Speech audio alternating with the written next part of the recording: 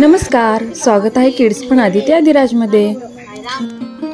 नमोस्तुते महादेवी शिवे कल्याणी शांभवी, प्रसिद्ध वेद विनुते जगदंब नमोस्तुते.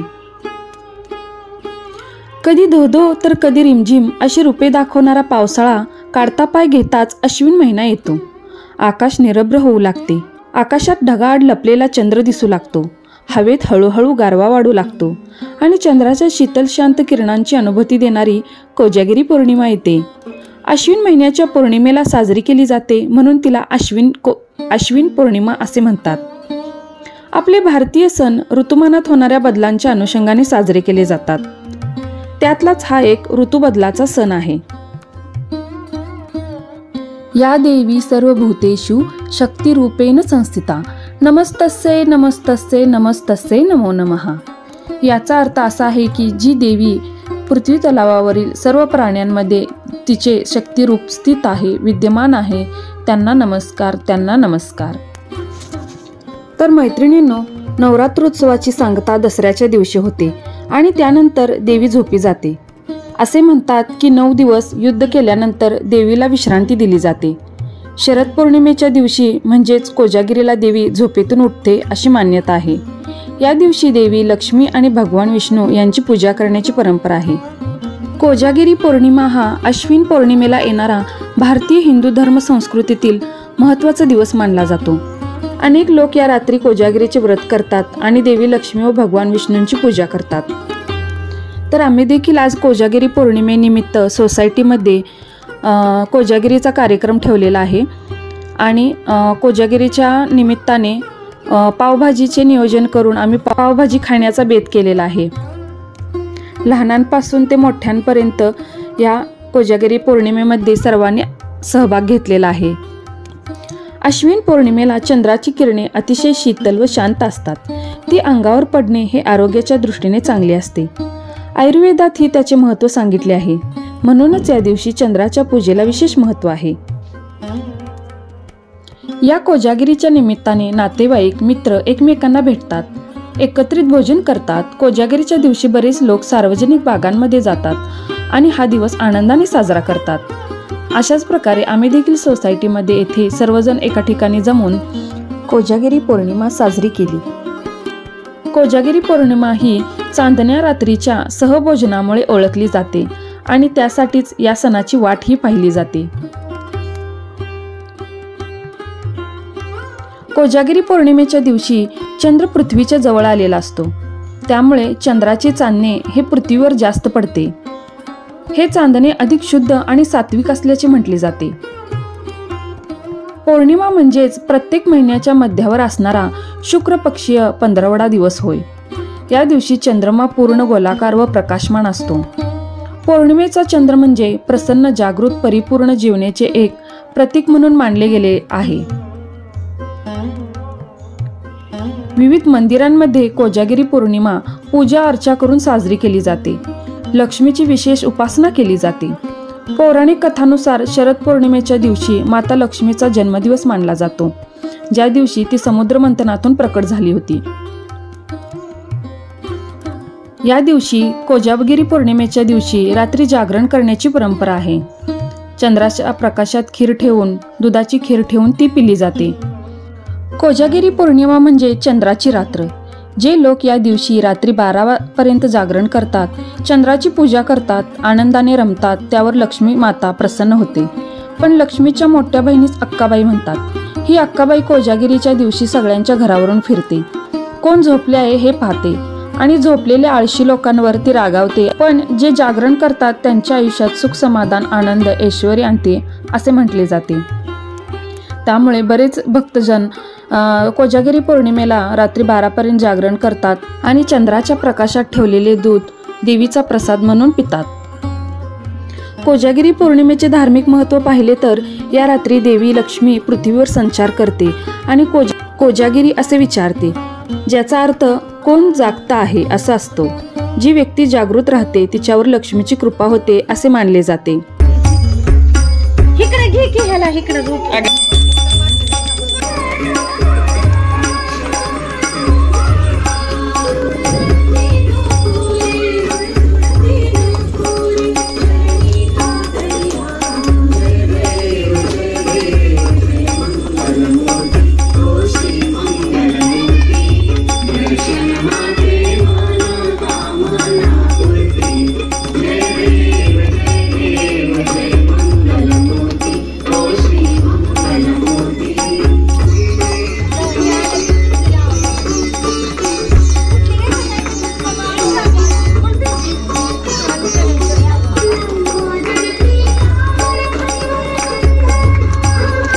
तर आपल्या भारतीय संस्कृतीत अनेक परंपरांपैकी एक असलेल्या कोजागिरी पौर्णिमेबद्दल पाहिले तर चार महिन्याच्या पावसाळा संपल्यानंतर जी पहिली पौर्णिमा येते ती म्हणजे कोजागिरी पौर्णिमा। ही पौर्णिमा शरद ऋतूत येते म्हणून तिला काही जण शरद पौर्णिमा, तर अश्विन महिन्यात येते म्हणून तिला अश्विन पौर्णिमा असे म्हणतात। सर्वांनी मिळून तुळजाभवानी मातेच्या फोटोचे पूजन केले, त्यानंतर गणपतीची आणि दुर्गा मातेची आरती केली आणि त्यानंतर पावभाजीचे नियोजन केले होते। लहान मुलांना पावभाजी आवडते त्यामुळे आम्ही पावभाजीचे नियोजन करून त्याची तयारी केली आणि येथे तुळजाभवानी मातेची पूजा करून आरती करून त्यानंतर सर्वांना पावभाजी खायला दिली। कृषी संस्कृतीत ह्या दिवसाला विशेष महत्त्व आहे। या पौर्णिमेला माणिके थारी म्हणजे मोती तयार करणारी असेही संबोधले जाते। पावसाळ्यानंतर येणारी ही पौर्णिमा असते त्यामुळे पावसाळ्यात आकाश स्वच्छ नसते, परंतु या पौर्णिमेला आकाश खूप दिवसानंतर स्वच्छ आणि सुंदर दिसते, त्यामुळे याचा आनंद घेता यावा, याचे स्वागत करावे म्हणून हा सण साजरा करतात। अश्विन महिन्यात पावसाळा संपून आकाश स्वच्छ होते। अशा वेळी घरातील कुटुंबातील सदस्यांसोबत मित्रमैत्रिणींसोबत चांदण्या रात्री मौज अनुभवता यावी म्हणून हा उत्सव प्रचारात आला असावा। कोजागिरी पौर्णिमेला दरवर्षी हिवाळ्याची सुरुवात होते। निरभ्र आकाशात चांदण्यांच्या प्रकाशात काजू बदाम आणि चारोळ्या टाकून दूध आठवले जाते। या पद्धतीला आध्यात्मिक महत्त्व तर आहेच, पण यामागे शास्त्रीय कारण सुद्धा आहे। तर हे आध्यात्मिक आणि शास्त्रीय अशी दोन कारणे कोणती आहेत? कोजागिरी पौर्णिमेला चंद्र हा पृथ्वीच्या जवळ असतो। चंद्राच्या प्रकाशात विशेष सकारात्मक ऊर्जा असते। या दिवशी रात्री चंद्राच्या प्रकाशात दूध आटवल्याने त्याची किरणे दुधात पडतात। हिवाळ्याची सुरुवातीच्या काळात शरद पौर्णिमा येते। ऋतूबदल झाल्यानंतर अनेक संक्रमित आजारबळ आपल्याला लागतात, तसेच आपल्या या काळात आपल्या शरीराला विशेष ऊर्जेची गरज असते। चंद्राच्या प्रकाशात आटवलेले दूध पिल्याने रोगप्रतिकारक शक्ती वाढते। या निमित्ताने मित्रमंडळी आणि परिवारातील सदस्य एकत्र येतात, गाठीभेटी होतात, त्यामुळे याला सामाजिक दृष्टिकोनातूनही महत्त्व आहे। कोजागिरी पौर्णिमेचे धार्मिक महत्त्व पाहिले तर पौराणिक मान्यतेनुसार या दिवशी देवी लक्ष्मीचा जन्म झाला होता, त्यामुळे ही तिथी धनप्राप्तीसाठी सर्वोत्तम मानली जाते। आकाश खुले असते त्यामुळे या पौर्णिमेच्या चंद्राला हार्वेस्ट मून असेही म्हटले जाते। कोजागिरीला लक्ष्मी चंद्रमंडळातून भूतलावावर म्हणजे पृथ्वीवर उतरून कोण जागृती करते, को जागृती याचा अर्थ कोणी जागे आहे असा होतो, त्यामुळेच या पौर्णिमेला कोजागिरी असे म्हणतात।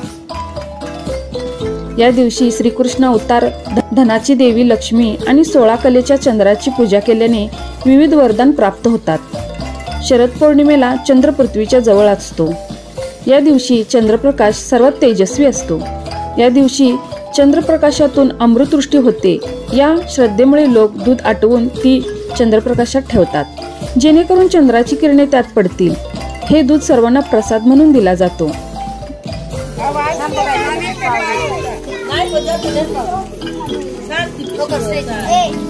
चंद्राचा तेजस्वी प्रकाश आणि आकाशी चांदणे पडते टिपोरे कोजागिरीच्या दिवशी खास। शरद पौर्णिमा म्हणजेच कोजागिरी पौर्णिमेला हिंदू धर्मात अत्यंत महत्त्व आहे। कोजागिरी पौर्णिमा ही उजळाची रात्र असल्यामुळे ह्या रात्री चंद्राची किरणे दुधात पडतात, त्यामुळे जे आठवणारे दूध असते ते औषधीयुक्त तयार होऊन आपल्या शरीरासाठी उपयुक्त असते। रात्र पौर्णिमेची सजली ही अशी, नववधू रुपेरी साजात जशी। दूध आटवूया चंद्रप्रकाशात, प्रतिबिंब पाहूया चंद्राचे त्यात। कोजागिरी करू साजरी हर्षाने, अश्विनीची पौर्णिमा आली वर्षाने। कोजागिरी पौर्णिमेच्या खूप शुभेच्छा। कोजागिरी पौर्णिमेचे धार्मिक व आरोग्यविषयक महत्त्व आहे, कारण या रात्री चंद्र 16 कलांमध्ये पूर्ण असतो आणि त्याचे किरण अमृतमय मानले जातात। असे मानले जाते की या रात्री देवी लक्ष्मीची पूजा करून आणि रात्रभर जागे राहून चंद्राच्या प्रकाशात खीर ठेवून म्हणजे दूध ठेवून दुधाची खीर ठेवून तिचा प्रसाद ग्रहण केल्यास आरोग्य व समृद्धी मिळते।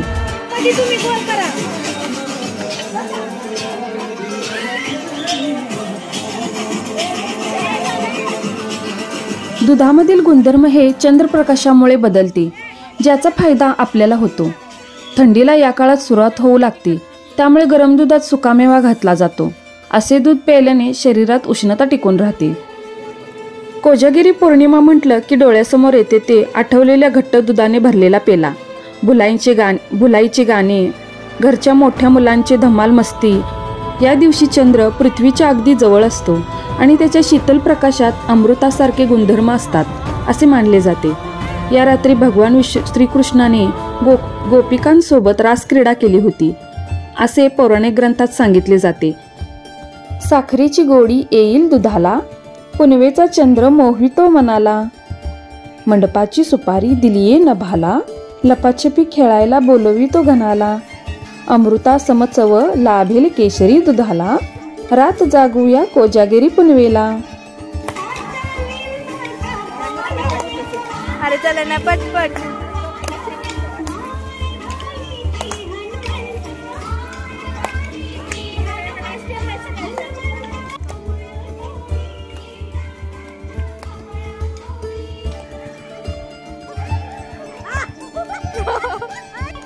काही ठिकाणी या दिवशी भुलाईचे गाणे गाण्याची आणि औक्षण करण्याची परंपरा आहे. आम्ही देखील आज येथे भुलाईची गाणी म्हटली, फेर धरला.